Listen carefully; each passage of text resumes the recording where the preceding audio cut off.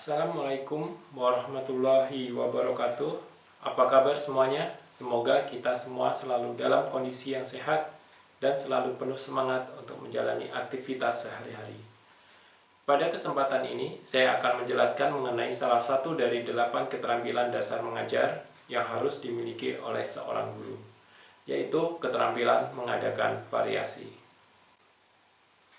Keterampilan mengadakan variasi merupakan salah satu keterampilan yang penting untuk dikuasai oleh seorang pengajar. Tujuan dari mengadakan variasi dalam pembelajaran yaitu untuk mengatasi kejenuhan atau kebosanan yang dialami oleh peserta didik pada saat mengikuti pelajaran. Guru dalam mengadakan variasi tentunya dapat dilakukan secara terencana maupun tidak terencana, sesuai dengan keadaan dan situasi yang harus dihadapi oleh guru. Di sini guru dituntut untuk kreatif dalam kelas sehingga dapat menciptakan dan mengendalikan suasana kelas menjadi menyenangkan.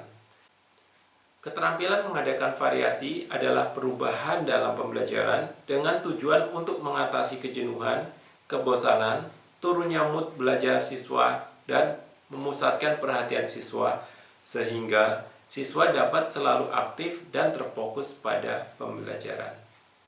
Keterampilan mengadakan variasi juga dapat dilakukan pada keterampilan dasar mengajar lainnya, seperti pada keterampilan bertanya, memberikan penguatan, mengelola kelas, dan keterampilan lainnya.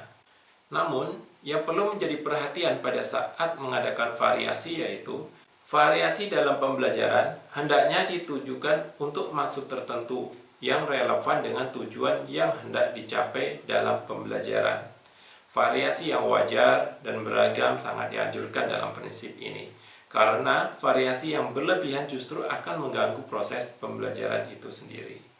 Yang kedua yaitu, variasi harus direncanakan dengan baik dan sebaiknya dicantumkan dalam rencana pembelajaran. Variasi dalam pembelajaran dapat dilakukan dalam berbagai cara. Yang pertama yaitu melakukan variasi dalam gaya mengajar. Variasi dalam gaya mengajar bisa dilakukan melalui penggunaan variasi suara, misalnya dengan meninggikan dan merendahkan suara, mengeraskan dan melemahkan suara, mempercepat atau memperlambat pembicaraan, serta dengan memberikan penekanan-penekanan tertentu yang diikuti dengan perubahan mimik. Yang kedua yaitu menggunakan kesenyapan. Gunakan kesenyapan atau selingan diam untuk memusatkan perhatian siswa. Hal ini dilakukan biasanya ketika siswa belum atau sudah tidak konsentrasi terhadap pelajaran.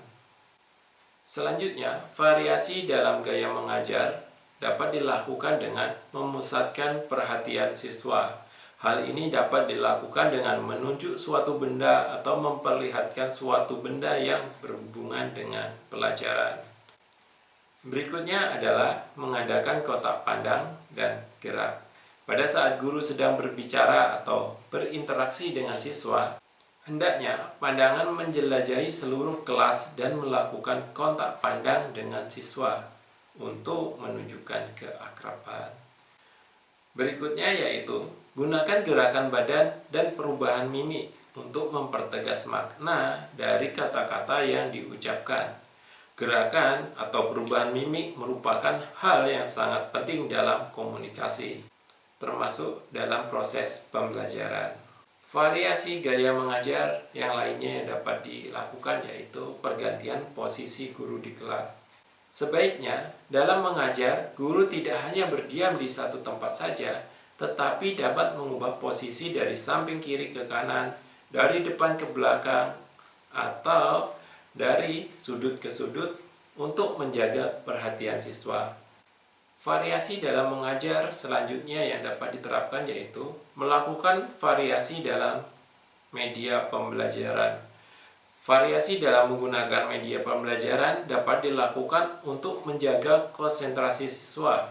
Misalnya, yang pada awalnya menggunakan PowerPoint, kemudian di tengah-tengah pembelajaran ditunjukkan sebuah video, atau dengan menunjukkan alat peraga pembelajaran lainnya.